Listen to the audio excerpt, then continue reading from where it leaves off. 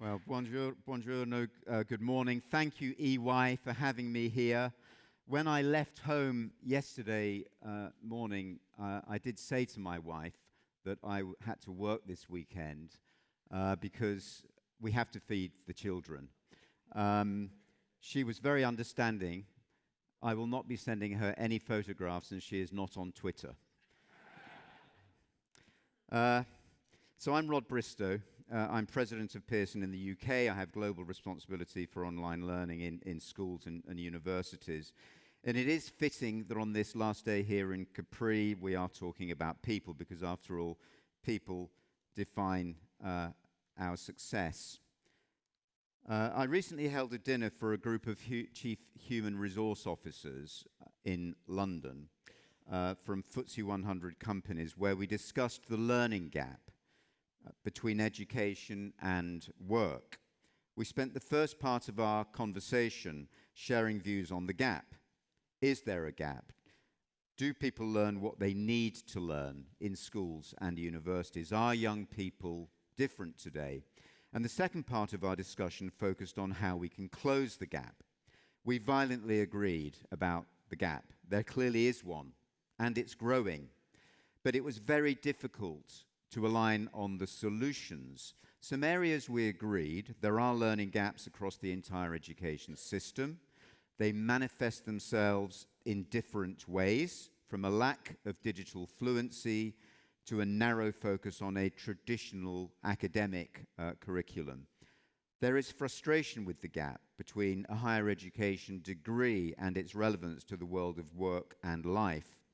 And there was a consensus about the importance of technical knowledge and continuous updating of technical knowledge. But that knowledge alone isn't enough. Young people need to know human skills of leadership, collaboration, and creativity too. And we agreed that investment in lifelong learning is too often seen as a cost or an expense, rather than as an investment that we make in physical plant or research and development that will pay off over many years to come.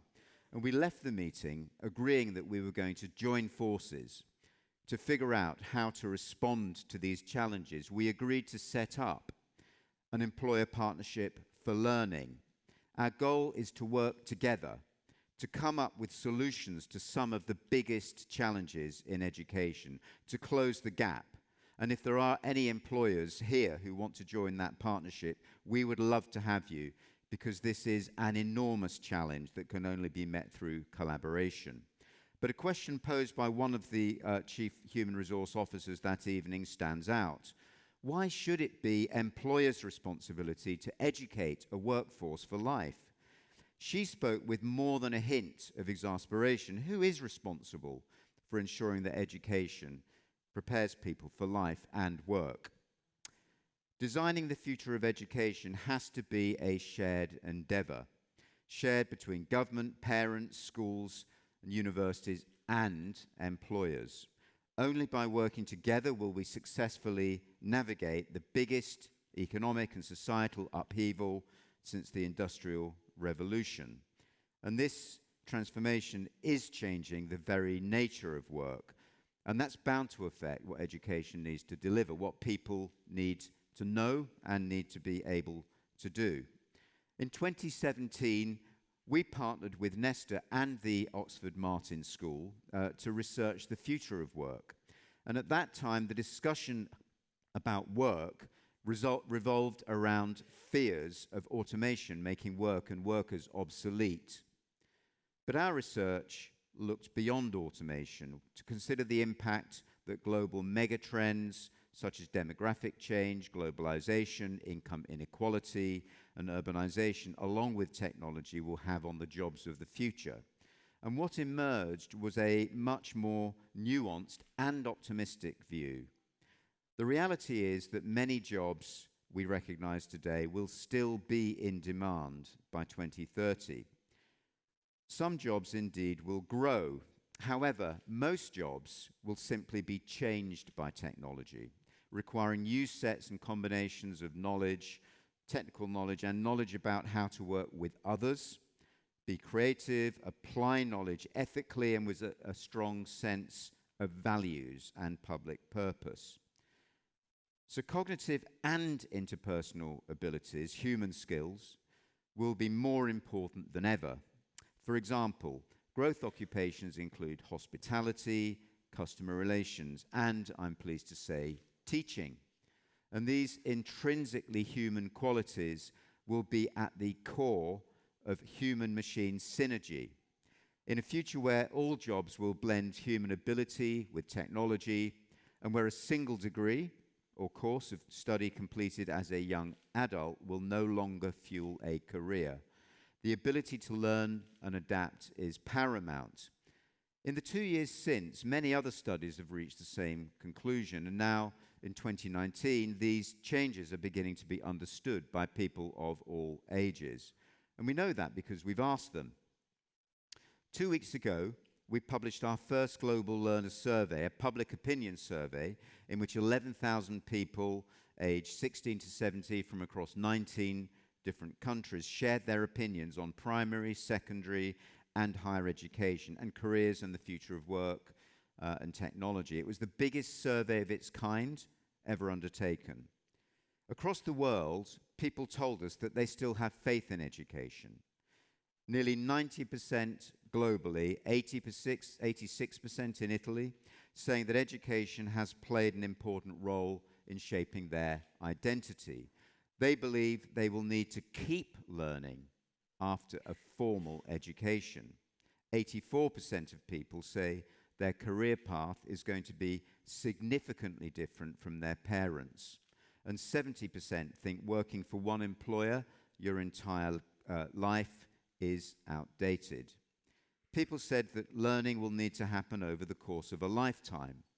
75% in India, 96% in China, around 90% in all developed countries said that. Employers echo this, telling us that one of the biggest challenges they face is the continuous need to upskill and reskill their workforce. People want to develop their human capabilities. Some people call this soft skills. Some call it character. Some call it a rounded education. And some call it deeper learning. It includes creativity, leadership, collaboration, and a sense of values. But whatever you want to call this learning, it really matters. 78% say that this deeper learning is their priority, followed by knowledge in STEM and related subjects. 63% globally and 60% here in Italy believe that colleges and universities are not teaching this. We have to ask, is that sustainable? And employers are similarly concerned. Learners are becoming more autonomous, stitching together a range of education experiences based on what they can afford and what works for them at a given point in their lives.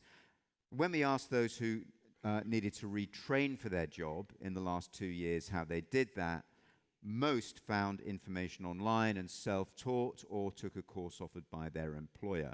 A minority enrolled in a degree program with a university. And in Italy, 48% of workers took a course offered by their employer.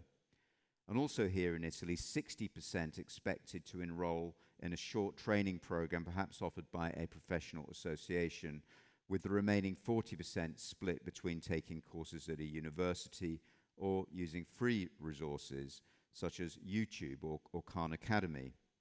So consumer behavior in learning is changing because of easy access to technology. It's also changing because confidence in traditional institutions, including schools, universities, and colleges, is wavering. 68% of learners believe that trade or vocational training is more likely to result in a good job than a college degree. Now, that is different here in Italy, where 78% think that a university degree gives you an advantage in getting a job. Much of the behavior change is led by Generation Z learners, half of them in the UK and the US, 31% in Italy, think that you can do okay in life without a university degree. Learners and employers believe that major skills gaps persist between what's learned in university and what's required in the world of work. Nearly half of the respondents in the US, UK, Australia, Canada, Italy, and across Europe feel that higher education has failed to prepare them for their career. And about 1/3 of emerging market respondents felt similarly dissatisfied. Fewer than 2 in 3 higher education students in the US and Australia and the UK and here in Italy said they would go to university if they'd known then what they know now. Now that's surely unsustainable for the long-term credibility of our higher education system. And declining trust in traditional education systems isn't limited to universities. This loss of trust is most notable in the US, where 60% of people felt that their education system is failing the current generation. But Italy isn't far behind at 58%. To summarize, there are 4 things we now know about the future of learning. Number 1, the shift to lifelong learning is already happening. People want access to education opportunities at different stages of their lives and careers. Number 2, they measure the value of their higher education by the outcomes it delivers to them, career opportunities and employability. They reject the false dichotomy between learning for its own sake and learning for employment. And in an online world, people expect their consumer experiences to be digital, personalized, and engaging. Education isn't any different. And number 4, employers and employees are driving their own retraining efforts. So it's clear that there's a need for a flexible education system that supports lifelong learning and meets people where they are in their learning journey. Learning in the future will need to be continuous, both ongoing throughout life and available continuously. It'll need to be distributed in terms of how people allocate time and money on learning throughout their lives, and also it will need to be outcomes-based. That is, delivering learning outcomes people will need to be successful in life and career in a changing world. Just as learners are taking control of their learning and pulling the education system with them, education will become a shared endeavor, and there will be a role for employers, universities, technical, vocational colleges, trade schools, government, the private sector, and more. But what does that look like? Well, first, let's not forget lifelong learning begins in schools. Children today arrive at school as digital natives. It's time to ensure that they leave with digital fluency, coding skills and ethical grounding required in a world where most jobs will involve the use of technology. And here in Italy, we've got a great example of our partnership with Comau, whereby we support the teaching of coding through robotics and award an internationally recognized certificate in robotics to children who successfully complete the course. And we shared that partnership with colleagues across the world, and now there's very strong interest in bringing this into schools in the UK and China, among others. And likewise in Egypt, where we're helping the government to move their entire assessment system online. There is enormous value in traditional curriculum, and there always will be, given the importance of cultural capital, but we've also got to innovate, providing other learning experiences alongside the academic. And then second, tertiary education, especially universities, must better connect learning to life and work. People want education to provide them with knowledge that secures fulfilling careers in a rapidly changing workplace. And in fact, across the world, in Thailand, China, Vietnam, and more, governments are partnering with colleges and employers to bring career-related qualifications like BTEC into the mainstream in order to upskill their workforce. What needs to change is how we value this learning. We've got to overcome the idea that only an academic pathway is good enough. Now, we may not have thought of it this way, but universities, far from being part of the skills problem, as they're so often portrayed, are a big part of the solution, because no longer are universities just groves of academe. They are powerful engines of innovation in design, technology, engineering, business.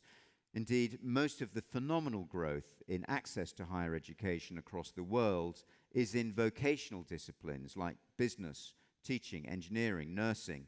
Universities can serve a far wider range of learners through a wider range of programs, partnering with employers, and many are already doing this. We work with at least 65 universities, helping them to expand their reach and impact online with career-relevant courses. But third, we must make progress on how to deliver learning beyond a tertiary education. Employers have got line of sight into the new technologies coming into the workplace, but many have got limited expertise in setting up training programs and assessing their efficacy. So this is an opportunity to build an ecosystem of providers, including colleges, higher education institutions, and employers. Employers can bring the expertise in assessing outcomes that employees' skills. They know what the gaps are. And that's why we established the Employer Partnership for Learning in the UK, that as I said earlier. But finally, it's time to create new incentives to support lifelong learning.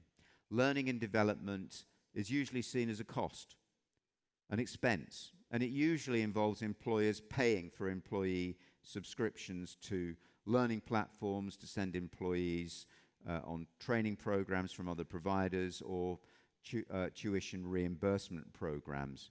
But when times are tough, these costs get cut.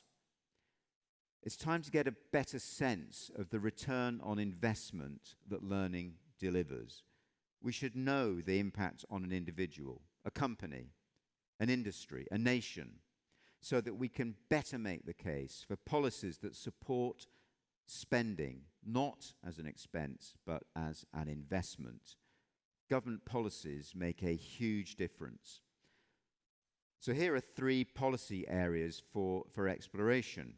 First, allowing investment in human capital to have a similar tax treatment and incentives as investment in plant machinery and research and development.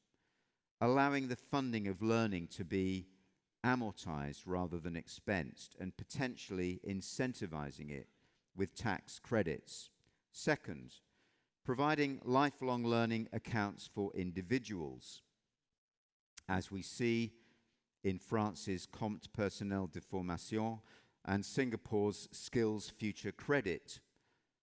These programs provide financial support for individuals rather than directly to funding the individual providers of those programs. And third, making lifelong learning a board-level priority in large corporations by asking them to report on it, just as they do issues of gender diversity, for example.